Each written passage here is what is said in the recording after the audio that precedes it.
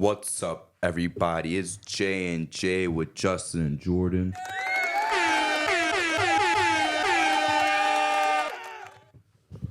What we got today, Justin? So today we will be talking about everything that's been going on in the league. It's the third week of the NBA season. We just had some in-season tournament games yesterday, and we just got to see what's going on right now in the league. You know what I want to talk about first, though, Justin? What? I want to talk about a team that we should be respecting more. Now that I think about it, we haven't covered them yet to this day. They've been playing phenomenally. People are saying they're contenders at this point in the season. I mean, the season just started. Niggas haven't even played 10 games yet, but people are calling them contenders already. Young, bright all-star, one of the best defenses in the league, if not the best right now. They're just cooking everybody. Can we please talk about the Timberwolves real quick, bro? Like, it's kind of the last week that they've had, they've earned their own segment at this point in time. Like, I wish we could give every team their own segment. Just doesn't work that way. It's going to be cycling. Like, bro, when the Wizards get a 2-game win streak, 3-game win streak, we'll talk about them. They'll get their segment. Of course, some teams is going to get more segments than others, depending on how they're playing. Extremely good, extremely bad. Timberwolves are on fucking fire right now, bro. They are on fire on all cylinders. Now, first thing I want to ask you, though, Justin. In that Celtics game, I mean, people were saying, like, oh, they good without Cat. You feel me? Like, they perfectly fine without Cat. Trade Cat. They just won last night with him, and he played a really good fucking ball. Do you see this front court of Gobert and Cat making this team, like, actually a contender? Or do you think that they're going to have to move on from Cat based on that small sample size of when he was gone in that Celtics game? I feel like ultimately the ceiling is higher a little bit for this team with Cat not there. Mm-hmm. And I only say that because, like, a team like the Celtics, that's a team where, like, realistically, you're going to have to go against that mold of team in the postseason. And we saw when they played the Grizzlies in the playoffs, what was that, 2 seasons ago? Mm-hmm. He played well at times, but there was a lot of times where he made, like, stupid decisions, a lot of bad fouls, like, and you could see, like, in some of these moments, he still hasn't, like, gotten that into his head, like, oh, I can't be making these stupid fouls and doing this, getting myself into foul trouble. So he does bring a lot, like, offensively, but I know he's been struggling as of late, but he's starting to pick it up a little bit more. But I think kind of knowing, like, because that's, like, the big, like, question mark for that team, whether he's going to be there or not, like, going forward. Not to say he's a bad player, but I feel like to go where you want to go with this team, Ant has to be the guy. And I'm really confident in what Jared Vanderbilt could be. I'm not saying he's going to be fucking some big superstar, but he's taking the steps. He's a guy who's gotten better every year. Rudy Gobert's been playing a lot better this year. I really like Kyle Anderson. Nas Reed is great. Like, Shout out Jersey. Shout out Jersey. Shout out Jelly Fam. Yeah. Nas Reed. I like how Nas Reed and Rudy Gobert be complimenting each other.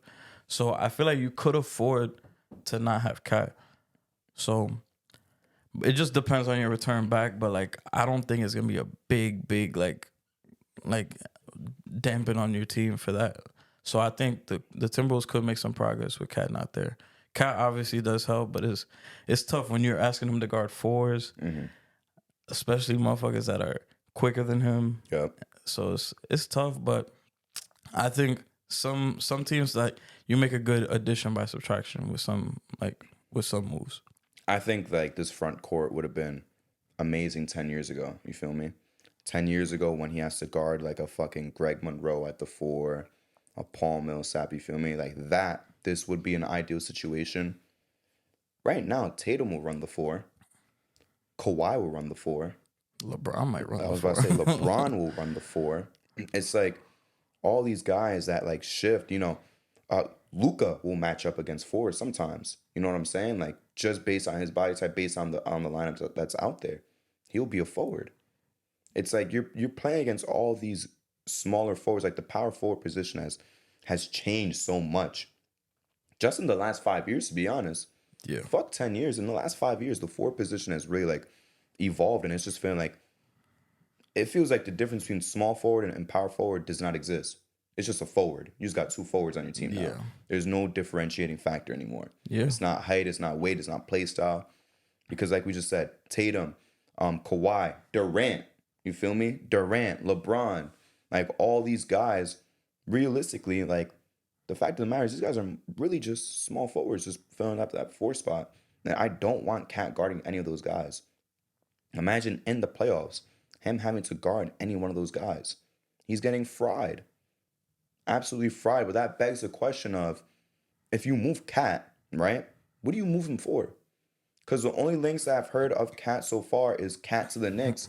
And you would be taking what? Like Julius Randle in return? You're just getting the same problem. If anything, all due respect to Julius Randle, but you're getting worse taking Randle in that trade than just keeping Cat. Yeah. You're just you're bringing in a guy who's a little bit more of a black hole on offense compared to Cat, and you're still having that problem of all right, you got this big guy playing the four. He could stretch out just like Cat. You feel me? Cat's way better of a stretch player. So that's another thing. You're losing the spacing as well. So it's like, what do you move Cat for? I would say upgrade at the point guard position because Mike Conley, as good as he is getting up there in age. Mm-hmm. So I feel like that's the position you kind of look to move. So or get somebody that where you don't have to necessarily trade Mike Conley. He could just be a backup, bring somebody in. I don't know who that point guard is. I was just about to ask, like, hypothetically, who would that even be? Damn, Tyus Jones would have been lovely on this team. True. He would have been lovely on this team, and he started off in Minnesota too. So come back home, that would have been a good thing. I mean, some people flirted with Trae Young. I don't know how I like that. I'm not the biggest fan of that. It would be good if Trae Young said, all right, this ain't my team. This is Ant's team. I'm going to be more of a facilitator, playmaker. And then occasionally in big moments, I'm going to, if he could somehow do that. Control his ego, yeah. Control his ego, put his pride aside, that could be a really interesting thing too. Because now you got your lob thrower, Rudy. You got Ant, who will be your best fucking running mate. Yep. So that will potentially be really scary too. And you got the pieces to hide Trae Young on defense. On defense, exactly. Yeah, so that'll be a good fit too. I'm just trying to think though, just hypothetical, like let's say like Trae Young is too big of a trade. I mean, just like lower end guys, like would a Malcolm Brogdon really like move these guys forward? No, not necessarily. Like, but then you talk about star guards. I mean, I guess Trae, if he was to ask out, sure, but it's like, what other star guard would they get in return that a team would even want to move? With all due respect, a star guard is way more valuable than a star big man at this point in time. Yeah. Any star big that's not Embiid and Jokic, I will trade you for a star guard. But why would I give you LaMelo Ball? Yeah, there's really... Why would I give you Brunson? Why even if Trae was like ask out, why would I give you Trae for Cat? Why would I do that? Yeah, because I feel like if you look at the landscape of the league now, the teams that would maybe consider it, if they have a big man on the roster, they probably thinking like, I don't know if I could play Cat with another big. Because like you look at the Cavs, like Darius Garland would be perfect for the Timberwolves, but it's probably the same story if you put him next to Evan Mobley. Yep. Same thing. I guess Charlotte to a lesser degree. Mark Williams is kind of up and coming. Probably, I don't know if they could play together. And I don't think they're looking to move LaMelo either. So obviously not. Yeah. So it's kind of, I feel like Tyus Jones would be good because that's a little bit more realistic. Trae Young, that could be an interesting one too. That would be an incredible team. That would be great. I think right now, the contender talk gotta slow down. I think their ceiling right now is a second round exit, but a really tough second round exit at this point in time. And that's just because the West is phenomenal right now. We say it all the time. Would you say they're like a tier but low contender? Sure. Yeah. Like name some teams. I'll see who would win in a fucking playoff series. Let's go Warriors. Honestly, I would take the Timberwolves over the Warriors. Kings. That's a close one. That one could go either way. I would go to 7. Dallas. Dallas is frying this team. Okay. OKC. They're frying OKC. Clippers. I think it would be really close, but I know I talk shit on the Clippers a lot. I think the Clippers could pull it out. No, yeah, that's really the teams I was gonna say. Yeah, because like Nuggets, obviously frying them. They might take one more game this Yeah, time around. one extra game, but that's it. But like besides that, frying. I mean, the Suns. I'll be honest with you. They could go toe to toe with the Suns, but I think the Suns will still beat them in like 6. The Lakers, depending on how they look by the end of the season, that could go either which way. But there's really still only a few teams that that they would lose to.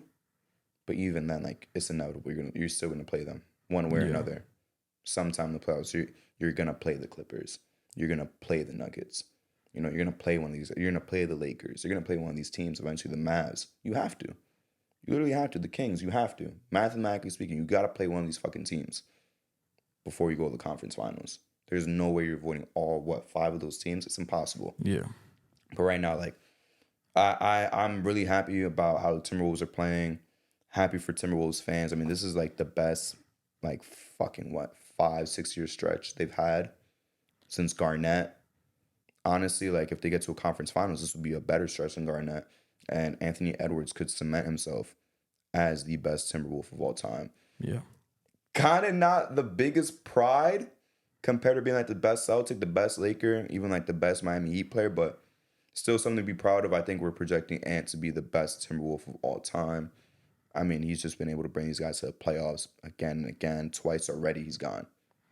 2 playoff appearances already. Yeah, he looks fucking scary right now. He looks like incredible. a monster right now. It's crazy. He looks incredible, and it's just like there's so much talent in the league that it's so hard to give him MVP. There's, like I said, even in preseason, remember everyone was talking about Ant MVP. I kind of want to cool off on that. You know, I said he's elite, but he's not MVP. Even now, I'm hesitant to say like this is a top 5 player in the NBA right now. I can't give that to him yet. Yeah, top 5 might be crazy. I cannot. I really want to. He's a young superstar. He's a fun guy. He plays a fun game. He's incredible to watch. Athletic, tries on both ends. But I cannot give him top 5 He might be yet. cracking into 10. Yeah. Yeah. I could potentially give him top 10, but top 5. Yeah. Cannot give you that. Yeah, he looks that like level. he looks like fucking prime D Wade on crack. Oh Like, my god, like, dude! And D Wade was one of my favorite players growing up. That's why I love this team. And besides just Ant, bro, like I'm happy for Gobert. I've never felt one way or another. Yeah. When it comes to Gobert, I think he's gotten some unfair treatment sometimes, such as the Clippers series. People want to hold that against him, call him a shitty defender, but it's just like they schemed against him, against his one weakness. You feel me? That's what you do. You create your play style, taking advantage of the weaknesses in the defense, and he can't come to the perimeter. That's fine, but you look at him in the fucking paint, bro. You don't want to see him. Cool, he gets dunked on, whatever. Every great defensive big that anchors the offense has gotten dunked on. It's gonna fucking happen. Mutombo got dunked on by Jordan. You feel me? Are we calling Mutombo a piece of shit defender? No. Ben Wallace has been dunked on. Kobe dunked on him. Yeah, like every great defensive big has been dunked on. Dwight Howard got dunked on. One of the best defensive bigs of all time. He got fucking dunked on. It happens, you know? And a lot of people last year they're saying, oh, this shit's not gonna work. And most of the fault is on Rudy. So there's such a terrible trade for the Timberwolves, blah, blah, blah. Trade all these pieces. But honestly, like, so far, this is looking good for the Timberwolves. And I'm really happy for Gobert, man. Like, I think he gets the short on the stick way too much, bro. Sometimes, you know, it is his fault. Sometimes it's not, bro. Sometimes he's just the anchor and, you know, he's getting dragged out. It happens. Happens to everybody. That's just how the game fucking works. But Timberwolves contender or not, Justin? Contender, I wouldn't say contender. Yeah, I think they're like a tier below. Tier below. Yeah, tier below. Fair enough. Maybe with the right moves in the trade deadline, maybe they could get there. But I think this team is trending upwards right now. Where do they place right now in your head by the end of the season? Where do you think they're going to place? Shit, I think they could be like 4 or 5 seed. We agree. Okay. We agree. I think they're going to lock in that 4 or 5 seed. Definitely avoid the play-in. Yeah. By a decent mile. 50 wins? 50. I'll say like 49 to 52 around there. I was going to say 50 on the fucking dot. And this would be what, their first 51 season since 2004? Like, I don't think I think that's their only season they won 50. Damn, that's a I could be wrong, but that was when they went into the conference finals. But I could be wrong. That could be their only time that they won 50 fucking games. ever. Yeah, I think so. Damn, that's a Like bad. I said, I could be wrong. They did make the playoffs in those early 2000s before 2004. But I know for a fact in 2004, KG MVP Western Conference Finals against the Lakers. How many games they won won that year? 54. I don't know, but I just know they won 50 for a fact. Yo, that's 100 fucking crazy. percent. But I mean, you gotta remember, Justin. That's a shit franchise. This is No disrespect. I mean, it's not a shocker, bro. Before they made it to the playoffs in 2018, their last appearance was that 2004 appearance. Like the only Holy. team. Exactly. I'm looking at it. Oh, they won 50 games twice. Good for them. Actually, 3 times. This would be their fourth. 2001, 2002, they won 50 Okay. flat. 2002, 2003, they won 51. And then KG's MVP year, they won 58. Exactly. So I'll give this team 50 flat, which is a really good season. But in the West right now, probably like a 4 seed. It's probably going to be a 4 seed, but this is not a team you want to see in the first Damn, round. and they won 46 2 years ago. Yeah. They won 48 with Jimmy, I think. They were wow, projected I to can win check. fucking 50. That When was, Jimmy that was was playing- 17, 18, right? Yeah, when Jimmy was playing, they were projected to win 50. Remember, they were a 4 seed before he went down. They were 47 and 35. They were a 4 seed before he went down, bro. Damn, that's like a fucking like 4 seed in the East. That's what I'm saying. And they was were the 8 seed. Yo. and they got fucking fried by the Rockets. Not even the Warriors, they got fried by the Rockets. I remember that one year, the 2018 Cavs, they went like 50 and 32 and they were the 4th seed. They're the 4 seed. Yeah. But that's pretty good for the East back then. You Nah, can't yeah. lie. The 4 seeds back then used to win like 46 games. Fucking 8 seed used to get in fucking 37 wins. That's how it was. Shout out to the Bucks. Shout out to Monte Ellis, one of my favorite players ever. Shout out to Brandon Jennings. Fucking Michael Jordan Bulls did that, I'm pretty sure once. Yep. Fraud. You see? Thank you. Easy ass league, no competition. Fraud playoff appearance. Let's move on though, Justin. I want to talk about one of my favorite topics right now, to be honest with you. What? I think Doc Rivers needs to be blackballed. So yeah, honestly, Justin, I just want to make a quick statement right now because you know that Doc Rivers, bro. I have this harsh criticism. Some people will say, but a lot of people agree with me. Doc Rivers is a fucking basketball terrorist, and what he does to teams, it is a shame, bro. I'm gonna be honest with you. It is a shame, and it just proves. I think the Sixers team, what they're doing, proves that this man has no place coaching the NBA. And he should not have even had a fucking job in the last 10 years. Honestly, we're seeing Embiid be a playmaker. He's evolved his game to become a playmaker of some sort. You feel me? Tyrese Maxey, he's maximizing his potential. All of this under Nick Nurse. No James Harden. He has no access to James Harden like Doc Rivers did.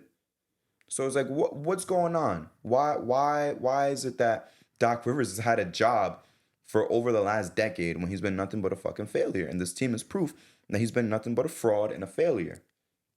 He can't coach for shit in this league. And just to segue into, because I don't want to be shitting on Doc the whole time, but like, look how amazing the Sixers are playing, bro. They beat their demons, bro. They can never beat the fucking Celtics. They just did it, bro. Almost lost the lead, sure, but guess what? Embiid came up clutch. They did it. They beat him down, finally. How often have we seen in Embiid's fucking tenure with the Sixers that he beats the Sixers? He says it himself. He's like, yo, they beat our ass every fucking time. It's not a rivalry. They finally did it now. They're the top seed in the East right now. Who would have expected that? You and me had them below 4 or 5 seeds. We had them like as a 6 seed, a 5 seed maybe without Harden. But they're the top seed in the East right now. Again, we have not played 10 games yet.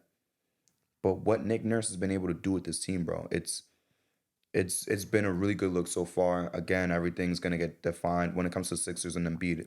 Everything's defined by the playoffs, but right now they're rolling. They're rolling, and this is really the best version of Embiid that we've really seen.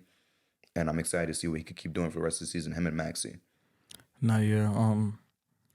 Maxey's been playing great, Embiid's been playing great. So far through these first couple of games, I'm like, the shit I'm seeing from Embiid right now, I'm like, this is when I would have gave him the MVP. Like, Yep. So, and it sucks that we have to like, I feel like we're always like a year off when somebody deserves an award, but he's really been hooping. Yeah, the Doc Rivers shit, I feel like a lot of it, him keeping a job just had to do it. that one chip. So a lot of people, especially GMs, are like, well, he's a championship coach, so he must know what he's doing. So Jeez, bro. I feel like that the reputation of that kind of just keeps you around for that long. I never really thought him and the Sixers were a good fit to begin with. They never were. Yeah, I knew when it first happened, I'm like, all right, they'll probably win more regular season games, but in the playoffs, that's when shit's gonna get dicey. So I guess the Celtics was good for him because I feel like in that time period, in that generation, it was a better thing. You had like an older team, so they kind of like followed suit. So it was a little bit better for him. They could match his coaching style. But I'm sorry, I don't give a fuck about that. I mean, I hear what you're saying, like, oh, the Celtics was a good fit, because I don't think his Celtics tenure was bad. but here's my thing though. You got three of the best players in the NBA at the same time and create the only super team of that time, right?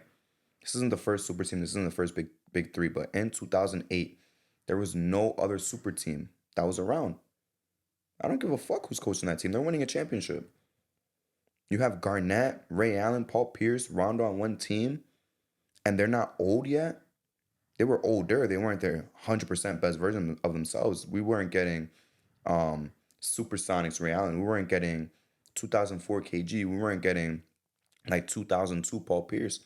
But these guys were still all-stars, bro. And then you bring in a young point guard who ends up becoming an all-star just down a couple years down the line. That shit was cake. They won 60-something games. I'm sorry. Anyone could have won 60-something games with that team as a coach. Not James Borrego. I'll give him the props to do that shit. Not Steve Clifford. I'd give him the props to do it. They could do it. Not Steven Silas. They could do it. They could do it. Luke Walton. Mike Woodson could do it. All right, respect Mike Woodson. He could do it. Mike Woodson wasn't bad, bro. He could do it, bro. A lot of people could do it. Jeff Hornacek could do it. He wasn't bad. That's what I'm saying. But I'm saying, like, these are coaches that are kind of like average, you feel me? Could Jim Boylan do it?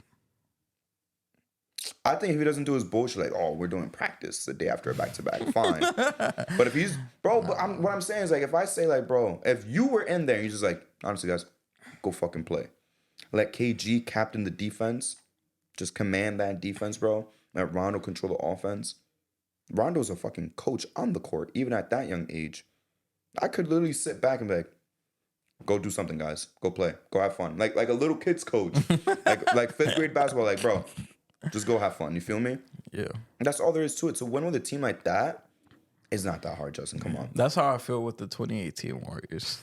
That's what I'm saying. Anyone could have coached the 2008 Warriors to a championship.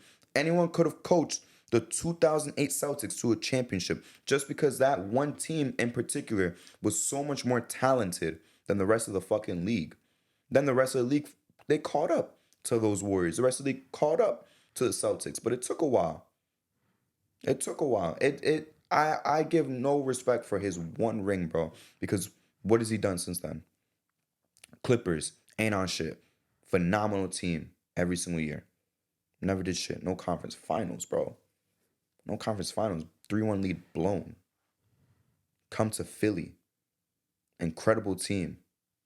Lose to the fucking Hawks. Then what happened the year after? Lose to the Heat. You was better on paper, bro. Respectfully, you lose to the Heat. Just now, you blew a 3-2 lead. You've only coached to blow multiple 3-1 leads, bro. Multiple 3-1 leads. Anyone else done that? No. So why would I give him the confidence ever to give him a fucking job? And I hope the rest of the league, bro, like they're thinking, bro, and they're just like, damn, I'm never going to hire this bum ass nigga in a suit ever to coach a fucking team. Unless I want to lose in the playoffs in the second round. I feel like some team will. Which is going to be so funny. I just hope it's not us, bro. I hope it's not us. I feel like the next team that'll hire him will be like a young team. That's kind of like, but even like the then, Pistons. They got Monty and they gave him a bag too. That's true. Like think of a team that could maybe. But the thing is, I feel like every team's kind of like securing their coach. That's like, what I'm saying. I wouldn't put him to coach the Thunder right now. No, doing fine. Mark Day, no. Like I'm thinking about the younger teams. Bless you. God damn. Bless you. The Nets Thank maybe, you. but even then, like Nah, Josh Vaughn is good. You ain't gonna do shit. Jacque Vaughn's a good coach. That's what I'm saying. That'll be a fucking downgrade. That's my point. Everyone would be a downgrade. So you're saying like a young team. I'm like, I'm trying to think. That's a downgrade. Everyone's gonna be a downgrade. The Kings would be a downgrade, a massive downgrade. Nah, yeah, Pelicans, that'll be a downgrade. Clippers, downgrade. Nah, yeah, he don't want to go back there. Portland?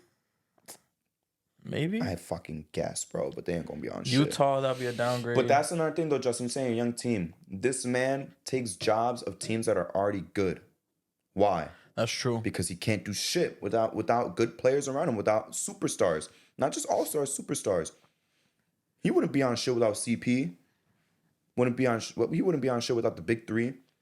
He would not be on shit without Kawhi and PG on that Clipper team. Would not be on shit without Embiid, Harden. So we really have only seen it, like one time where he didn't have, and that was at 2019 Clippers? That was the 2019 Clippers, and that was it. Yeah. One season. I'm not going to shit on him for the team act days, you feel me? Like, respectfully so. Like, that team was just kind of ass, you feel me? I'm not expecting you to take that team to a championship. But everything else, bro, you've been on stacked teams. And for what? And if Philly goes to a conference finals this year, I'll be honest. Out of all the years where I think Philly could do it, I think this year they have almost as much potential as the team with Jimmy to go to the conference finals. Yeah. They're almost as good. Almost. Got to prove a little bit more to me before I say, hey, I got more confidence in this team to make the conference finals than Jimmy Butler's version of the Sixers. Nah, yeah. For the Sixers, ultimately going to come down to the playoffs. Like, before we start putting Nick Nurse here and there. But they have looked a lot better this year. But we just got to wait and see. Because if they lose in round 1, round 2, this whole conversation, I mean, the Doc Rivers part, that shit stands. But this whole conversation will probably be out the window. And we might see something completely different next season. So, do you respect Nick Nurse's ring more than Doc Rivers? Nick Nurse's ring? KD went down, but I don't give a fuck, bro. It was his first year coaching. Mm-hmm. And first year as a coach, you're coming in for Dwayne Casey, who had just won coach of the year. And then you also have to deal with the Kawhi Leonard trade. Mm-hmm. You just traded DeMar DeRozan, who was probably the heart and soul of your team, or Kyle Lowry, whoever you want to say. Both of them, yeah. Both of them. But you come in, you bring Kawhi Leonard, have to integrate him into the offense, and you have to deal with him load managing, him only playing like 60 games. Playing tough teams in the playoffs. Playing very tough teams in the playoffs. Game 7, Bucks. Yeah. It was still a fucking journey. Yeah, MVP Giannis. So that was, I would probably give it a Nick Nurse because that was a lot of shit you had to deal with in a first year as a head coach. Yeah, bro. He integrated that defense, bro. To stop Giannis. That team. And I always tell people, I'm like, yo, that 2019 Raptors team is fucking disgusting. Underrated. Underrated as fuck. Like, you could play different ways with them. Mm-hmm. They were good with Kawhi and without Kawhi. Mm-hmm. But Kawhi just they were a fucking good ass team. Like, but Kawhi just put them over the top. Yep. And that team. Siakam too, Justin. Yeah, Siakam was going crazy that year. Fred VanVleet was up and coming. Marc Gasol at like 50 years old. Serge Ibaka. Mm-hmm. Norman Powell coming off the bench. You still had OG Anunoby. Goddamn, Patrick McCall. I'm not gonna go that far. No, I'm joking. That was OD. Yeah, I'm joking. That was crazy. I'm not gonna lie, that was crazy. That nigga was just there. That was crazy. But I would take Nick Nurse as a coach all time already, and he's been coaching for 4 or 5 fucking years. I would take him as a coach over Doc Rivers. He's proved more to me than Doc Rivers has in nearly 20 years of coaching. Yeah, and then I'm good on that. Then the bubble year, they almost beat the Celtics. Mm-hmm. They went to 7 games, I think. They almost did it. Yeah, they were right there. They were right fucking there, bro. Would they have beat the Heat? Probably not. But they were still a really good fucking team. Yeah. Justin, time for the Knicks talk, bro. My favorite segment, but I want to focus on one man and one man only. We always talk about Brunson. You know, Brunson's phenomenal, all-star guard. Julius Randle, when he's on, he's a pretty decent watch. A lot of times it's frustrating, though, but I'm a fan of Randle. He's dealing with the injuries. He said it. He's thankful for RJ and Jalen Brunson keeping the team up, taking the load off of him. Because in the past, he wouldn't have been able to like chill a little bit. RJ is very consistent. I'll give some RJ love in a little bit. RJ's been really good. Shout out to fucking RJ Barrett. Yeah, consistent. A lot of niggas gave I'm up on him. so proud, bro. I'm so proud. Consistent. He's just been phenomenal since the end of the playoffs, basically. After those first 2 games against Cleveland, he's been a really good fucking player. He's been consistent. Yeah. But the guy I want to shout out right now is Mitchell Robinson, bro. He said it himself. He was talking shit to Wemby. Niggas on Twitter want to be like, yo, Wemby's about to drop 30 on his fucking dome. Wemby's about to cook. Wemby's about to cook. This ain't a Wemby hate segment. Justin got the shirt on. We love Wemby. Wemby's a really good fucking player. But this idea that he was just gonna burn Mitchell Robinson was kind of crazy. I did expect him to play a little bit better, but it was kind of crazy. He did not score on Mitchell Robinson. He did not. Mitchell Robinson was cooking. Mitchell Robinson, in my opinion, has been one of the best anchors in the NBA. Truly and honestly, he's been one of the best offensive players in the NBA. But not only should he be in DPOY voting this year, guess what? This thing has been the best offensive rebounder by far. Yeah, it's not even fucking close. The best. The best, Justin. The best. I saw a stat, bro. I'm going to find it when I give you the time to talk. But this man has like 50 offensive boards. Asar himself has 30-something, which is phenomenal as well. Right? That's the number 2 person had like 32, right? Yeah, it was Asar. He had 34, I think. Could be wrong. They just played, so it's probably even more up. But at the time being, a couple days ago when I saw this, Mitchell Robinson, that nigga has 50 offensive boards. Yeah. He is out rebounding teams on the offensive end completely. Whole teams. The list is crazy. It would be like, oh, Mitchell Robinson, 50 offensive boards. Then it's like fucking just ridiculous. It'll be like Pelicans, 40-something, Jazz, 30, whatever. You feel me? Like, and I saw another stat that I'm going to pull up for you too. Like, Mitchell Robinson is one of a few players to have 50 offensive boards in their first 8 games. By far, he has played the least minutes to do that.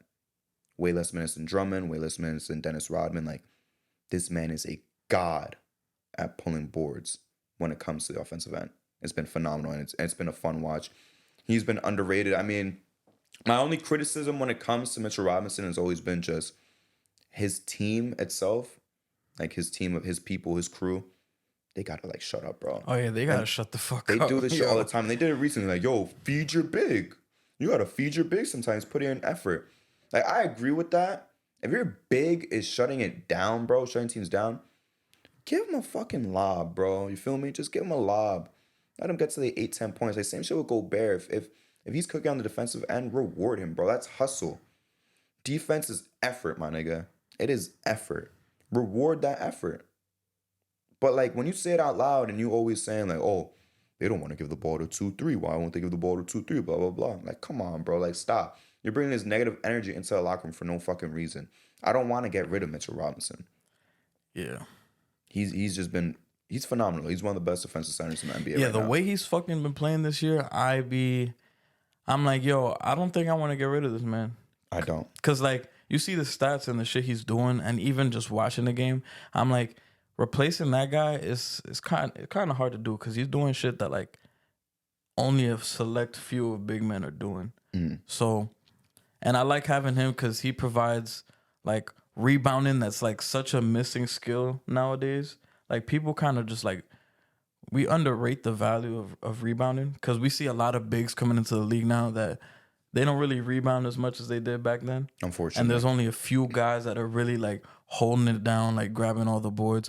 So to have one of those guys, I really love because that's extra possessions. Yeah. We're holding shit down because like in that Cavs series, I felt like we fucking destroyed on the rebound battle. Yeah. And that was a big part of that series. So to have a guy like Mitchell Robinson to do that, that's a big thing. And then him just being aggressive, like there's times where I see Jalen Brunson or RJ attack the basket and they'll probably miss it, like miss a lay, and then you just see Mitchell Robinson come out of nowhere, just put back, dunk that shit like out of nowhere. And I'm like, not a lot of guys are doing that shit. Yep. And he's protecting the paint at a great, like elite level. So I don't want to get rid of him. Like, and it's crazy because this is absolutely like his best season. and I'm taking notice. I'm like, there's been times in the past where it's like, damn, Mitch, like you gotta stop jumping. Yeah, Like, stop fouling. cause like he was. I mean, he still did it against Giannis taking a three. Nah, yeah, he but did. that's fine. That was one time. But like shit like that will happen all But the time. Fouling out. he's improved so much. Cause I remember his rookie year when like we would be in the chat like, yo, this kid is fucking good, but he got to stay out of foul trouble. Yes. He was fouling out like every other game. So to see the steps he's taken is really good. I don't even ask for this guy to give us like any offensive game. Yeah, bro. Like He doesn't. I feel like to. the I most know he wants to. he wants to, but I'm like, unfortunately, that's not gonna be the role. Like I feel like the biggest thing you could do is improve your free throw shooting. Yep. That's probably the biggest thing you could do. Take him one handed. Yeah. Do what Jeremy Science. Yeah, that's probably the biggest addition you could do because you're gonna get fouled a lot, and you're gonna be right there under the basket, so you're most likely gonna get fouled a lot. So, but we're not asking you to do no mid range. All I'm asking for from Mitchell Robinson, bro, be our Rudy Gobert, and that's what you've done this season, and I'm really happy. I do agree though. He should get like 4 to 5 lobs. Yeah, get this man 8 to 10 points, and that's it. And I'm sure he'll be happy. Just give him 8 to 10 points just off lobs. I know he's asked in the off season for like post touches and shit. I'm sure that's what he wants, but like, bro, you don't need that. Like, we'll guarantee you some easy buckets, like just easy layups, just dunk it, just do a quick stand dunk, some lobs. That's it. You don't need a fucking post touch or nothing. You good. I found this stat, by the way. This is from Tuesday. Might be a little outdated, but Lakers 55 offensive boards. The Timberwolves 50. Oh damn! So No, at this point in time, but remember, this is at this point in time. This is before the Wemby game, if I'm not mistaken. Mitchell Robinson 45. Rockets 45, Bucks 43, Wizards 43, Thunder 42. So he's out rebounding like entire teams. Entire teams. That's what I'm saying. On the offensive end, he is out rebounding offensive teams. Now he's just been phenomenal. I mean, take it away real quick. I really want to find this stat for you, bro. I lost it. The offensive rebounding one? Yeah, like the quickest to 50 offensive boards, bro. Nah, yeah. That Spurs game, he was going fucking crazy. I found it. A player has had 50 plus offensive boards in the first 8 games of NBA season just 7 times in NBA history. Here's how many minutes each of them took through those 8 games, right? Yeah. 326, Dennis Rodman. One of the best rebounders all fucking time. Yeah. 316 minutes, Moses Malone. Hall of Famer. Shout out Moses. 305 minutes, Jason Williams. 297 minutes, Andre Drummond. 296 minutes, Jason Williams again. 290 minutes, Moses Malone. Justin, how many minutes did it take Mitchell Robinson to get to 50 offensive boards? 240 minutes? 238. Damn, I was close. 238, bro. 52 less minutes than the guy above him. Damn, that motherfucker's getting after it. He's hustling like we've never seen before. And he's always been someone who hustles, bro. But he is hustling like we've never seen before, bro. And I'm going to be real with you. That's what's keeping us close in all these games, man. That's a factor in what keeps us close in all these games. And that's why I love watching the Knicks right now. Because we don't get blown out, bro. Respectfully, we don't get blown out. We're in every game. We're in every single game. We might blow somebody out once in a while, but we're in every fucking game that we lose. Of course, I'd love to pull off those wins, you feel me? To win against the Bucks, to win against the Celtics. But we are in every fucking game, bro. Yeah. And part of that, we need to put some respect on Mitchell Robinson being part of the reason why. Not you. Brunson, like I said, phenomenal. RJ is consistent. Randall is, when he's on, he's really fucking good. He's all NBA talent. Quickly is phenomenal. Q Grimes could shoot the shot out the ball. DiVincenzo, happy to have you. Shout out to Hartenstein. I was about to say, shout out to iHeart, bro. Another guy who hustles, bro. The second best backup big in the league, only behind Nas Reed. That's iHeart, bro. It is iHeart. You have that little championship for yourself, bro. But Mitchell Robinson, bro, amazing. Amazing what he does for us. I'm happy to see he's gotten this far. Like you said in the group chat, bro, rookie season, we're like, damn, like this guy's good. He's so fucking athletic. He's blocking everything. But bro, like just cool down the fouls. You feel me? And my favorite game, even to this day, was against the Grizzlies when he was just sending all of Josh shit, bro. That was a fun fucking watch. He was blocking everything Ja was throwing up in the fucking paint and just talking shit. Like that's the shit that I want, bro. This way he's playing. This is the best version of Mitchell Robinson. Yeah, of course. I'm so fucking happy. I'm so fucking happy, bro. You cannot even imagine how happy I am to watch this team nowadays, bro. Like I was happy in that 2021 season. I was really fucking happy last season. Yeah. So far, I know we 4-4 if I'm not mistaken, right? Yeah, won two straight. We're 500. We're 4-4. Just beat the Spurs. We about to play the Hornets tomorrow. Yeah. I think that's a championship game too. The tournament. The end season. I think it's a tournament game. It might be. Yeah. I don't give a fuck. I just know they're in our group, so it might be a tournament game. I don't give a fuck. But right now, I think this team's gonna make me happier than last year. Yeah. And last year made me really fucking happy. And I'm getting excited too because if RJ's been very consistent so far in the last 2 games, Randall started to pick it up. Brunson, it's like I notice now. It's like if Brunson doesn't have it going, RJ or Julius gonna have it going, and if one of the others doesn't have it going, the other two are gonna have it going. And quickly will step up when he has to. Quick will step up when he got to. So I feel like the team is really deep this year. So I just love the defense, bro. yeah, defense is crazy. Everyone's contributing. DiVincenzo, like we just said, bro. Like everyone contributes when they get their minutes. Besides Julius Randle, sometimes everyone's engaged on defense, bro. Everybody. Nah, yeah, that Clippers game, DiVincenzo was hitting some big shots. Hell yeah, like, bro. Damn. I was happy. Fuck James Harden. I was happy, bro. We could talk about James Harden a little bit, but first, because we're on the topic of defense, just real quick, bro. Can we talk about the Bucks defense being fucking terrible on the perimeter? Garbage. Can we please talk about Halliburton? And I said this shit in the preview, like after the trade. I'm like, yo, they're gonna take a hit. But can we please talk about Halliburton really just going like this, pretend there's a fucking screen, pretend there's a fucking screen, freezing bees, and just going right by him? That is one of the funniest things I've seen in my life. Just that's some shit you see on the fucking courts, bro. Just playing, having fun, just faking a screen, bro. How you bite for that shit in the NBA? How? How? And we want to emphasize on this specifically because it's just, here's what we want to point out. Every team, your best scoring guard, obviously. I'm not going to say point guard every team. Like every point guard. The best scoring guard for every team, they hit their over against the Bucks. Every time. Halliburton was just 22.5. I think he just dropped 29, 28. Brunson dropped 40. Cam Thomas, 40. I want to see who Cade Cunningham hit his over. He had like 33, yes, right? And his line's like 23.5, 22.5. You want free fucking money? Look at the best scoring guard, the other team that the Bucks are playing. Take they over. I'm pretty sure Maxey had like 27, 28. Yes, exactly. Maxey, another one. Like everybody has hit their over against them. Everybody. I'm gonna see who they play next and take the money on the over. On who they play, on whatever guard it is. Derek White might give him 25. Oh my God, I might really take that shit.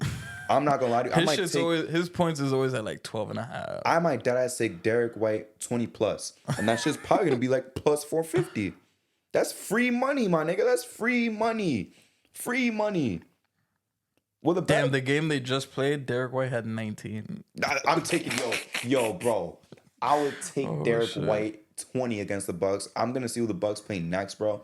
And I'm taking that because that's free money, bro. Ant-Man. Oh no, I'm looking at the Celtics. No, you're looking at the Celtics shit. Yeah. Find me the Bucks shit and tell me the next 2-3 games, bro. I want to see what they lines gonna be. Bucks play the Magic today. Oh my God, that's gonna be hard. What the fuck am I gonna take? Fultz over 12.5 or some shit? That's a little bit tough. Then they play the Bulls after that. Oh, Levine, 30 plus. Thank you. Free money. Thank you. Oh, yeah. And then they play. I won't even take the over. I'll say Levine 30 plus. Them, I'm looking at their shit. They played the Raptors. Yo, Dennis Schroeder had 24 and 11. Yeah. It's because you're playing against Dame and Malik Beasley, and Dame is playing never a plus defender. He's playing his worst fucking defense of all time. Nah, and right now, you could say this part isn't even that crazy, but I could see in the future getting just for this month of November. So they got the Magic today, Bulls, Raptors, then they got the Hornets. LaMelo, 30. They got the Mavericks. Luka might go for like 50. Luka That's next is week. going to drop 60 against the Bucks. Kyrie is going to drop. They're going to combine for 90 points. That might be. If there's a line where it's like, oh, Kyrie and Luka, like total points, nigga, that line should be set at 80.5. And I'll still take the over. It's that bad, bro. Then they play the Wizards. They play the Celtics. Jordan Poole. Play the Please Wizards be again. efficient. Please be efficient those The two games. Blazers. Then they play the Heat, and then they play the Bulls again. Tyler Hero's hurt. I can't say nothing with the Heat. Yeah, if Tyler Hero played, that would have been like a 40 ball. I would have taken Tyler Hero 35. You feel me? It's starting to be a problem though, and you just lost. Despite the loss, Giannis 54. I almost said 45, 54. And you still lost. Because your perimeter defense is so fucking bad, bro. It's terrible. It's embarrassing at this point in time, bro. That's gonna be the move that they gotta focus on at the trade deadline. Yeah. Perimeter defenders. And they better pray that Brook Lopez don't go down. Oh my God, bro. Brook Lopez owned us on the defensive end. Yeah. But if Brook goes down, bro, man, I mean, it's gonna be bad. And I know you commented in the preseason that, yo, bro, like their defense is gonna be ass. I wasn't too worried about it because, like, bro, I guess, but are you gonna outscore them though? Not because I was getting outscored. Yeah, because I was saying, like, when the trade first happened, I was like, all right, they're the best team in the East. Like, but then once the Celtics got Holiday, I was like, okay, yeah, give it to them now, because this shit is crazy. Because everything that the Celtics had or like improved on, you're getting a fucking big upgrade with Drew Holiday now. And the Bucks losing Drew Holiday to the Celtics, that's like the worst shit you could ask for. They need a defensive guard, bro. Yeah, they need it bad. They're missing Drew Holiday a little bit. Badly. I mean, Middleton still recovering. Obviously, Bees. I don't want you guarding a fucking cactus at this point. You feel me? Yeah. Dame Lillard cannot guard a fucking cone.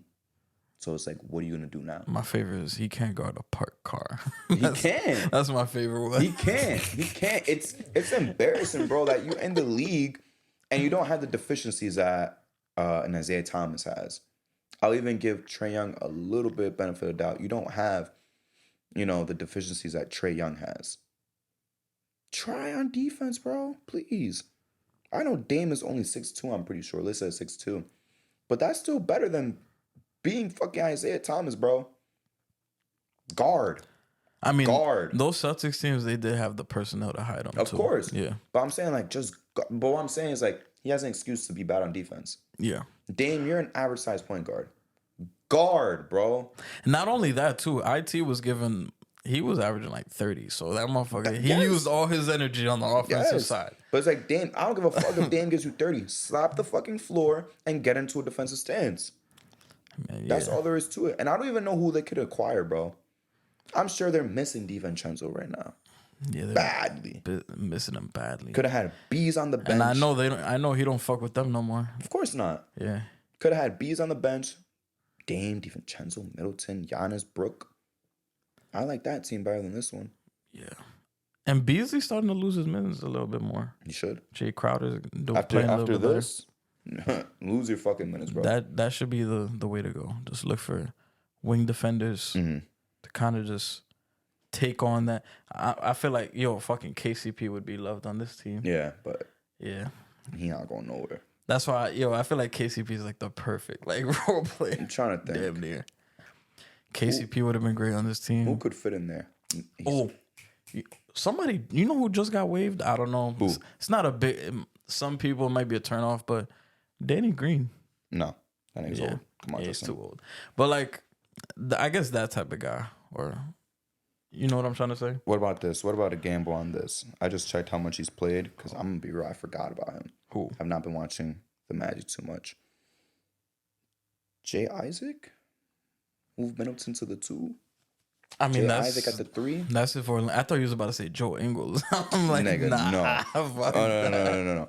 Because Jonathan Isaac, I'd be questioning if this thing is even playing or not right now. You feel me? Like every single time. That's if Orlando wants to give him up. But I would roll the dice on him, bro. He's playing 10 minutes right now. I'm sure they're more than willing. If Orlando's willing to give him up, if I'm the Bucks, I'll take the chance. That's what I'm saying. Roll the dice on him, bro. Yeah.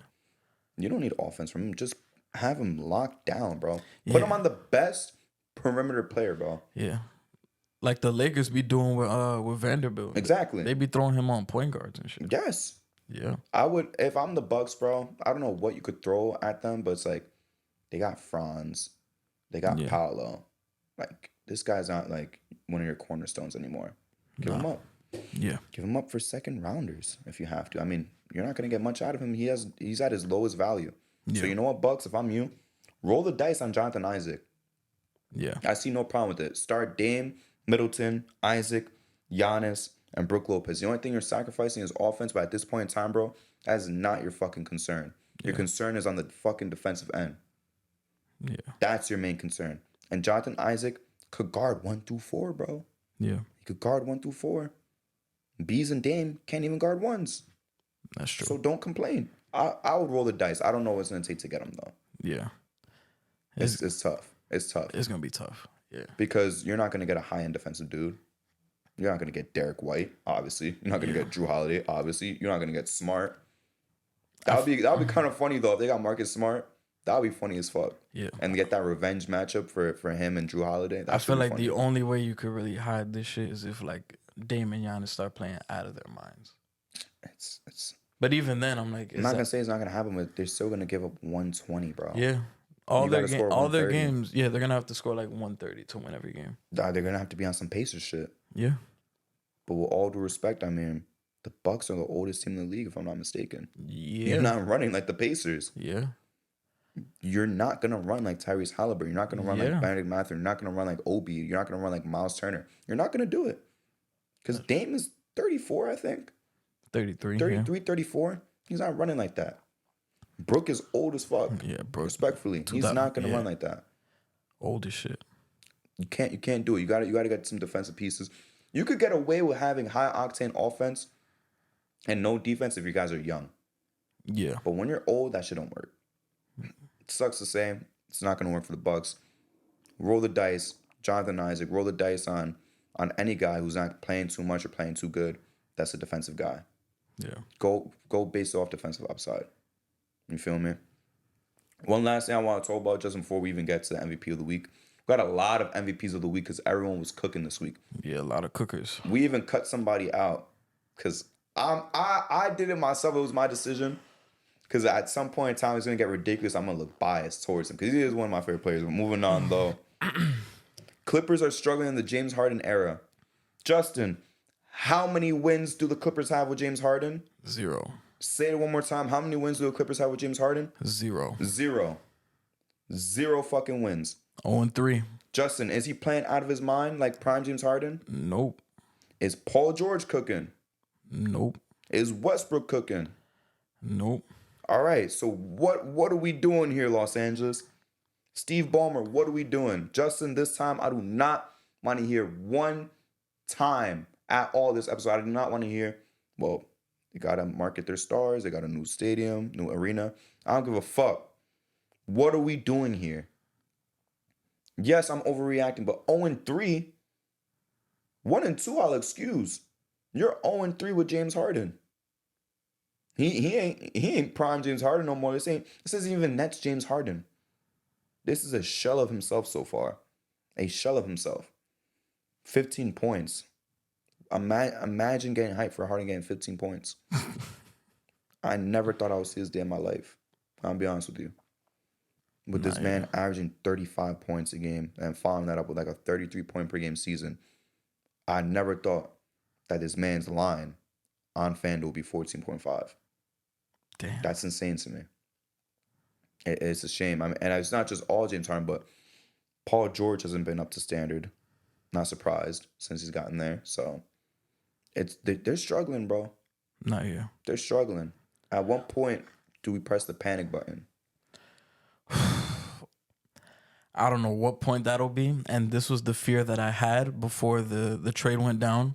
I'm like, right now, before the trade, the Clippers were rolling. So I feel like trading for James Harden, you're kind of fucking up a good thing. Because it's unpredictable. You don't know what you're going to get from James Harden, but you're taking a risk. Yep.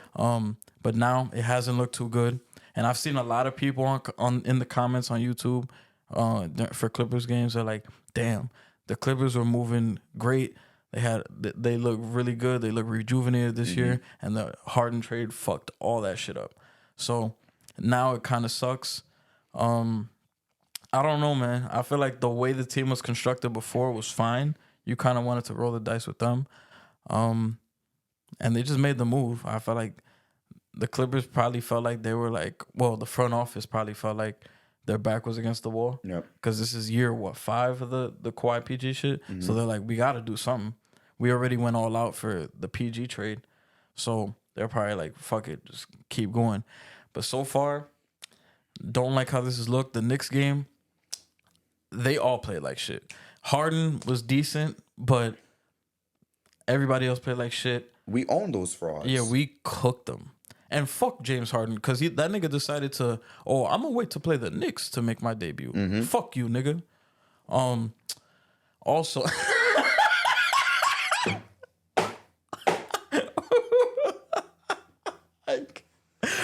shit. You didn't have to say, Nah, you don't have to say, but you're right. I said that he shit, always I wants got to a wait, problem. bro. I thought Yeah. he was gonna play that Laker game. I mean, that was kind of too soon, but he want to make his debut against us. You're right. Fuck you, bro. Nah, because fucking PJ Tucker played that Laker game. That's what I'm saying. So, like, fuck you, nigga. Come on. Yeah, like that's bullshit. And then the Mavericks fucking cooked them. Mm-hmm. I forgot what was the game in between that. They played somebody in between and they lost. They're on a 4-game losing streak. That's what matters. They're the Yeah. 11th seed right now. They're 3-5. Yeah. Justin, if this team is 500, you know what? If they're 2 games below 500 on January 1st, are you pressing the panic button? You said if they're 2 games... Wait, how many games? 2 games under 500. Pressing the panic button? January 1st, packed West. I mean, right now, they're the 11th seed. I'll say... The Rockets are better But what than them can right they now. even do? Like, what is the panic button for them? The panic button is like, fuck, man. We got no picks.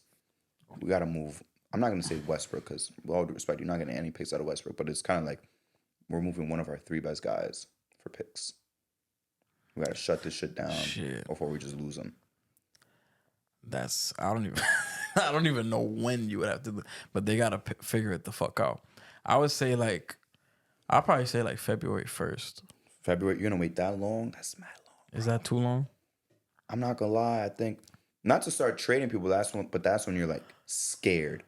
And then by February 1st, I understand what you're saying. Then by that time, I'm like, all right, now we're making moves. Yeah. But by January 1st, like I'm scrambling. I'm trying to figure out how to fix this shit before it's too late. Not yet. I would say maybe like end of January, mid-January. Mid-January is like doing your homework. Yeah, you submitting it. You submitting your college paper at 11:50. Yeah. I would say mid-January, you're kind of like, you're studying for the test, seeing what you could do, what improvements you could make. And then early February, near trade deadline, that's when you're like, all right, this is what we have to do, blah, blah, blah. And you make the move happen. But yeah, I don't like how this is going. Maybe we'll see. We haven't seen it yet. That's also true. We've seen so far the opposite of the honeymoon stage. Yep. That could be another thing. We might be overreacting. They're 0-3. This could be the opposite because we saw with the Nets, we saw with the Sixers. Yep. It started off great, and then it didn't. Maybe this time around it starts off bad, and maybe it ends off great. We don't know. That's a possibility too. But all I know is if this shit doesn't work out, James Harden, you might have to retire. Because I don't even know like where else you could go at this point. Because Houston, he was there. He got everything he wanted. Yep. Wanted to leave. Went to Brooklyn. After 1 year, wanted to leave.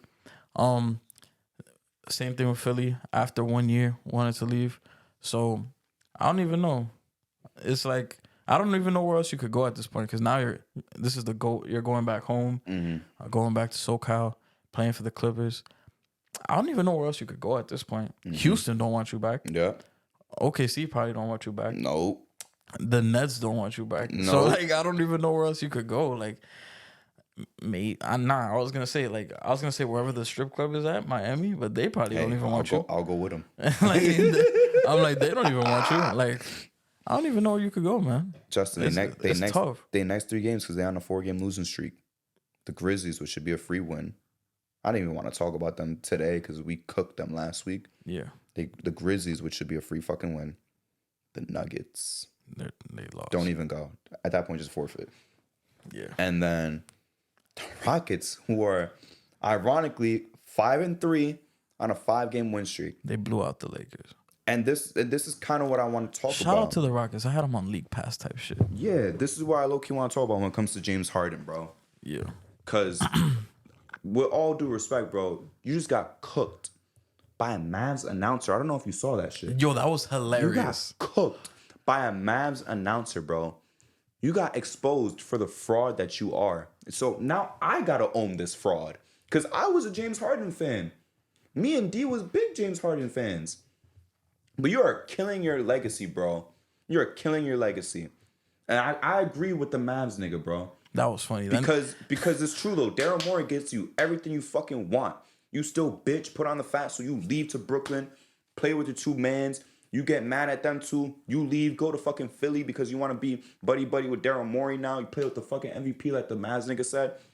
Now you over here. You still losing. And guess what? Guess who's doing better, bro? Guess who is doing better? Embiid. The fucking Rockets and Embiid. Yeah. They are better off without him. And the Nets look tight decent too. The Nets look good too, bro. The Nets look good too. So like you said, none of those teams want you back. Who wants you after this?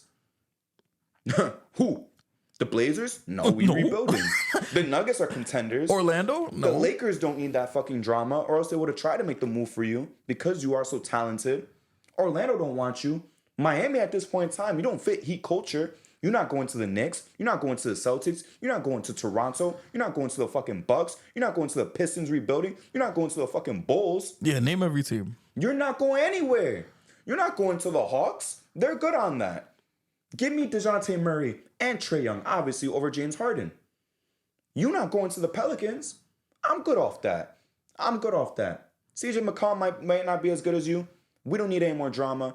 This nigga Zion's already fucking OnlyFans thoughts. We don't need any more drama, bro. We don't need you and him going to the strip club. You feel me? The Mavs, Luka's a better version of you. Yeah. At this point in time, Luka looks way better. That nigga was a better version of you in year 2. Exactly. He's a way better version of you. Why the fuck would I want you? You feel me? The Spurs are good on you, bro. They look way better than the Clippers right now with a young-ass team. We don't need James Harden. I don't even know what team would want you. Bro, if I'm the Clippers, if I'm Steve Ballmer, and I'm calling people, I'm like, yo, please take James Harden. Yo, I'm gonna fucking laugh and bang on that nigga. Seriously. Because nobody wants you anymore after this. Like the guy on the Mavs said, this has to be your last fucking stop, bro. Because you cannot go anywhere else. You have proven that ever since that you have left the Rockets, you are a fucking locker room cancer. That's just the truth of it. Back then, I understand Kyrie had his conspiracies. He wanted to repost it, blah, blah, blah, blah. Understandably so. He did what he did wrong. But people were talking about when Harden left, they was like, damn, there's like a hostage that escaped. Like, finally, a fresh new scenario. You fuck up Philly. You gonna fuck up the Clippers. So where do you go now? That's what I'm saying. I'm like, if this don't work, motherfucker, you might have to retire. Yeah, you literally have to retire. And I'm not gonna lie, I think this would be the most sad ending to a player's career that I've ever seen. This, to me personally, because at least Melo got to be old, you feel me? Yeah. His decline was a little unfortunate. It was sad. But at least he still played until like 38. Harden is, I think, 34 years old. He's gone through so many fucking teams in this league. You got nowhere else to go. And it's crazy. I was saying this shit about Westbrook when he was on the Lakers. Yeah. Because it was so bad to a point. I'm like, nobody's going to want Westbrook. He might have to fuck around and retire. But I'll say this to Westbrook, and I agree with you on that front. We both have to admit we're wrong on that. At least Westbrook tried, and he accepted a role. Yeah. And I'll say this. I'll give him his flowers. I'm proud of him for doing that. He recognized that, yo, like, this is how I got to play. I'm not a fucking bench player. I'm still a starter, but I'm not all-star. I'm not MVP Russ no more. Harden will never do that. Harden's ego is so fucking big. I'm the system. This, and that about Daryl Morey, whatever. Even Embiid, who loved you, Embiid was like, yo, bro, I'm so happy to have Harden here when he first got there. Even he was like, oh, yeah, I'm loving the locker room. We're rolling, blah, blah, blah, blah, blah. We got no egos on this team. Nobody on this team has an ego. What does that say about you, James Harden? Because in my opinion, that says you're a fucking fraud that killed your own legacy. And I've never seen a player kill their own legacy this quickly, ever in my life. There's no player that's killed their legacy this quickly. Nobody. Nobody at all. So you got nowhere to go. You stuck on the Clippers. Make it fucking work. That's all there is to it. Make it fucking work. Because you're not going anywhere else. If I'm a GM, I will not put you on my roster for the fucking league minimum at this point because of all the problems you bring. Houston don't want you no more. We rolling. We rolling without you. We rolling with Şengün. Love Şengün. Jalen Green is improving. We have a good coach in Ime. Ime's not dealing with that bullshit. Fred is playing good, you know? When a man comes back, he's going to be playing really fucking good. When he's all good to go, he's going to be playing fucking good. You feel me? Jabari's looking good. We don't need you. Dylan Brooks looks phenomenal. A guy that people want to joke around like he's going to be out the league. I was making jokes about it. I'll admit it. And then when the Grizzlies were like, we do not want you. You want to talk about a league not wanting you? Let's talk about fucking James Harden, not Dylan Brooks. Yeah. That's all there is to it. It's the truth. It's the fucking truth. It's crazy how fast he's like been fucking up his own career. Because 3 years ago, you'd be like, James Harden, top 10 player in the league. Bro, like, 3 years ago, it was James Harden is, even recently, James Harden is better than D-Wade. Fuck out of here. Yeah. Fuck out of here. D-Wade didn't do all this shit. I never want to hear that conversation ever again, bro. Never want to hear James Harden is better than Dwayne Wade. Never want to hear that sentence. Nope. And even the closest that D-Wade pulled this shit, it was at the end of his career when he was already cemented. But that was because Miami didn't want to pay him. Yeah, they fucked him over with the contract. He was loyal and they didn't want to pay him. James Harden's doing this shit because I want to play with all these good players. Yeah. Give me everybody. You know what? We gave you Dwight. We gave you CP. We gave you Russ. At the start of your career, you had Russ and KD. You left. Understandably so, you want to be the guy. Got Dwight. Didn't like him. Got CP. Had the whole problem with him. CP want to give you a fist bump. You want to be bitching for no reason. You get Westbrook. You don't do shit with him. You accomplish way less than you did with CP3. That's the facts. Go to Brooklyn. You playing with KD and Kyrie. Oh well, I'm still miserable. Let me play with the MVP of the league. I'm still miserable. Let me go back home to LA. Let me play with PG, Kawhi, and my best friend Russ for the third fucking time in my career. Let's lose 3 games in a row so far. He is a fraud, bro. He's a fraud. Not for his whole career. You were fucking elite. And you said top 10. Respect James Harden. Yeah, top 5? Top fucking 5 years ago, bro. Well, I said 3 years ago. Oh, 3 years ago? Yeah. Top 10, yeah, that's fine. Maybe even 7. When he first got to Brooklyn, we was viewing him as a top 7 player. That's why that trade was so unfair. Because you had 2 damn near top 5 guys on the team. Oh, yeah. And him and KD. From 2015 to 2019. He's top 5. He's top 5. With him peaking as number 3, you feel me? Yeah. Even as an MVP, still number 3 guy. LeBron and Curry are better than you, respectfully so. But besides that, man, like, I'm selling. I have no more James Harden stock anymore. You feel me? After the playoffs, I sold all my James Harden stock. I have no James Harden stock. That's just going to go down to 0 by the end of the season. Mojo, send that nigga down, bro. And I'm still not buying him. Deadass, I'm not buying him. Yeah, I feel like James Harden at this point, he's like that food that you know is gonna do bad to your stomach, but it's some motherfuckers still might eat it. Before we move on to the MVP of the week, this is the comparison for James Harden. James Harden is that girl that she had her glow up. She's bad. She's getting all the attention. You like an IG model now. You have all this attention. Then you start doing all this toxic, weird shit. You're being a weirdo. You're being toxic. You dating all the richest fucking male models and shit. You dating everybody, all these celebrities. And everyone's wondering, damn, why is she single? Why is she single? Because you're fucking crazy. You could be bad, but crazy. And that's why no one wants to deal with you. That's why no one's putting a ring on it. That's why nobody giving you kids. It's the same shit. That's James Harden. That's James Harden. Now he's getting all old and he's looking for, damn, when is somebody going to fucking marry me? When is someone going to have to start a family with me? I almost said it. You are 40. You are like 45. It's too late for that. That's the NBA equivalent, bro. He's 35 years old. It is too late for you to get the team that you want, to be pampered like a superstar. Same thing with that fictional girl, bro. It's too late for that ring. Too late for them kids. It's over. You're done. You're a fraud. You're past your prime. I don't need you. That's all it is, bro. But I hate to cook James Harden, one of my favorite players back then. But I had to do it, man. Let's do MVP of the week, man. Shit. MVPs of the week, Justin. I got 4 candidates for you. I cut out Luka, even though honestly, I don't want to glaze, bro, but I would put Luka in every single one. I'm not gonna lie. Damn. I would put him in. Nah, he has been hooping though. Because he's guaranteed to get 40 once a week. So I was like, I gotta put him there. That's kind of like the threshold. Yeah. So we got Embiid, 48, 11 and 6, 27, 10 and 4, 33 and 16. Mind you, one of them games was against Boston, his Demons. Yeah. Giannis had 54 and a loss. And he also had 36 and 12 versus Brooklyn. Shea, still my MVP pick. Luka might take that spot though. 38 and 6, 43, 7 and 6, 33, 7 and 6. And then bam, this might be his first appearance ever. 22, 19 and 10. Originally it was 22, 20 and 10. And 30 and 11. Justin, who was your MVP of the week, bro? My MVP of the week is Joel Embiid. Fair pick. Joel Embiid. Fair pick. He's just been going absolutely crazy this whole week. 3 games, 3-0. Beat the shit out of the Celtics. The box score shows it was closer than it was, but if you watch the game, they was in control like that whole game. They just let it go for a little bit. Yeah, they just let it go for a little bit. And he's just been on a tear, bro. Like you said, that 48-point game last night, I think he had, 36? So he's just been doing it with ease. He's got the bag work, playmaking. Like, he's doing all this shit. And it's really, like, at first, like, throughout the week, like, I've been just keeping track of everything. I was like, yo, Anthony Edwards might be my MVP of the week. And then I just see the shit Embiid's doing. I'm like, nah, I got to give it to Embiid. So, yeah, shout out to Embiid.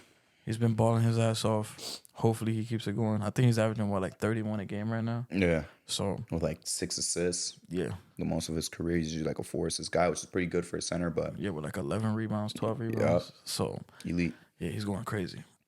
No, Justin. You and me before the show, we disagreed. I never talked about MVP of the week with Justin beforehand. It's usually a surprise, but he was all excited to talk about it. He's like, yo, there's like 3 guys.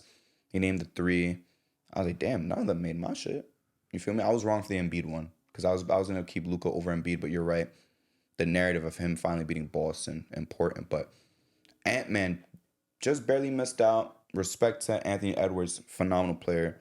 He's going to rack up a couple of these by the end of the season, but you convinced me, bro. I'm going to take Embiid. Embiid, enjoy your first MVP of the week from J&J. Put that shit right next to your MVP trophy. Yeah. Shout out to Halliburton, too. He's had a great week. He had a great week. I mean, a couple guys had a great week. I mean, like I told you, like I really want to put Cam Thomas in there. He had 45, and he went down, which is fine. Yeah. I mean, Luka just had fucking 44.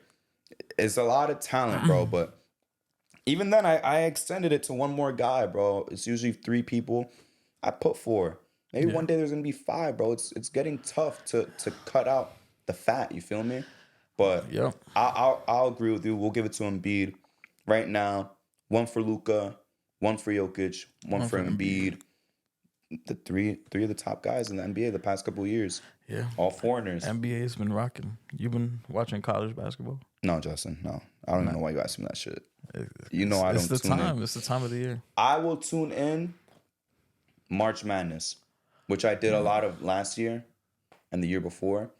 But with all due respect, Justin, I don't need to watch fucking... Because at this point, somebody say it's the time of the year. This one's like boring. You gotta agree. This is when it's like Duke versus East North Carolina State, and it's like 80-30. I don't watch that shit. Nah, we just played Arizona yesterday. We lost.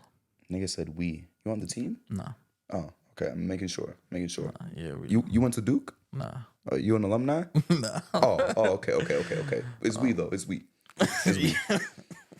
Look, and that's another thing though. Just real quick, why I can't rock with the college, bro. I didn't go to those schools. The school I went to was D3. I didn't even go to their games. I went to 1 basketball game, bro. You feel me? So it's like, fuck am I gonna do? I'm gonna be like, yeah, let's go bring a pole. March Madness. That shit ain't never gonna happen. No. I mean, I've been rooting for Duke since I was like 11. Dick riding. You know what? And if I told you, if I'm picking the team, if they make it a March Madness. You picking the Jersey team? No. Oh. I'm picking the Gamecocks. Oh, yeah. That's my team. Remember, I committed to them. Fuck Isaiah. South Carolina, right? Yeah. South Carolina Gamecocks. Isaiah Collier. He looks great. Who? Isaiah Collier, USC basketball. Good for him. Yeah. Good for him. I'm sure I'll know more of his name in May. Watching his breakdown for the draft. Oh yeah, true. That's when I'm draft tuned episode, in. yeah. But so far through 2 games, he looks fucking great. Yeah. Good yeah, for like him. 3 Michael Jordan layups in 1 game. Good for him, Justin. I'm sure I'll see that shit in the scouting report when they say plus finishing. You feel me? And watch all highs and then the fucking breakdowns for that shit. And one more thing I want to shout out. Nothing to do with basketball. They didn't play last week, but go Lions, bro. We cooking right now. And Justin, if we make it to the Super Bowl, I'm going to get a Jared Goff jersey. And that'll be my first owned football jersey in my life. My brother gave me a Tiki Barber jersey. I never wore that shit, to be honest. But this would be what? That's a good jersey. I don't like football, bro. That's a Look, good jersey. nigga, if I find it, I'll give it to you. But besides that, bro, Jared Goff will be my first NFL jersey. If we go to the Super Bowl. Yeah. I'm a Lions fan now. So Sorry, Giants. Stamped Lions. Like When Daniel Jones is not playing, bro, the Lions is my main team. Remember, I fuck with all the cat teams, you feel me? Fuck with all the cat teams, Panthers, Lions, Bengals. Then you got the Chargers. Shout out Phillip Rivers. Oh. And the Giants. Right now, it's just the priority shifts, you feel me? Oh shit. Oh, So right now, my priority is the Lions. I thought you were stamping the Lions as your official favorite team. This season they are. But it's gonna next change. year, Daniel Jones, when he throws 4,500 yards next year, they'll be number one. I mean, you know he tore his ACL, right? That's what I'm saying. So because he's hurt, I'm not rooting for these niggas. I don't care. I don't care about Saquon. I don't give a fuck about them, bro. Think I care about that DeVito kid? No. Some jersey. I don't care, bro. All due respect. Where in Jersey? I just North or South? I think he went to Bosco. Oh. Yeah. All right. Shout out Bosco, you feel me? But besides that, bro, like, I don't give a fuck about the Giants right now. Even if they were winning, but Daniel Jones wasn't there, I'm not gonna give a fuck. Feel me? Like, good for you guys. I'm still rocking with y'all, but Jared Goff is cooking, proving the haters wrong. He better than Matthew Stafford. Fuck is you talking about? He better than him this year and last year. Fuck is you talking about? Jared Goff is an MVP candidate. And respect Justin Herbert. I think they're playing against each other this week, if I'm not mistaken. I have to check. I'm pretty sure they are. I think my boy Leo told me that. I was like, damn, two of my biggest fandoms. Who am I gonna choose? I'm gonna put my sword on the side of the Lions. As you should. Shout out to the Lions, bro. Shout out to Jared Goff. They do play Yep. Tomorrow or Monday. tomorrow. That's the funny thing too, Justin. The only football games I'm watching, almost the whole thing, literally just the Lions. Damn. Damn, this nigga's sick. So we're gonna have to end the show right here. I'll do the housekeeping. This nigga got COVID. I'm trying to get out of here. Follow us on TikTok, Twitter, Instagram. Sub, obviously, guys. Sub, like, comment. You feel me? Go to TikTok. Do the same shit over there. Go to IG. Do the same shit. Tweet at us if you want some crazy shit. I'm gonna start tweeting some crazy shit. I'm not gonna lie on the account. I'm not gonna lie. I'm gonna start tweeting some crazy shit. And be like, Jared Goff is the best quarterback we've seen in the past 10 years. Jared Goff is better. Well, he outplayed Pat Mahomes, so I'll say it. I'll say he's better than Pat Mahomes. Fuck is you talking about? Fuck is you talking about? Football connoisseur right here. Yeah, we out of here, yo. We will see you guys next time. Justin not even gonna say bye. I'm gonna see y'all.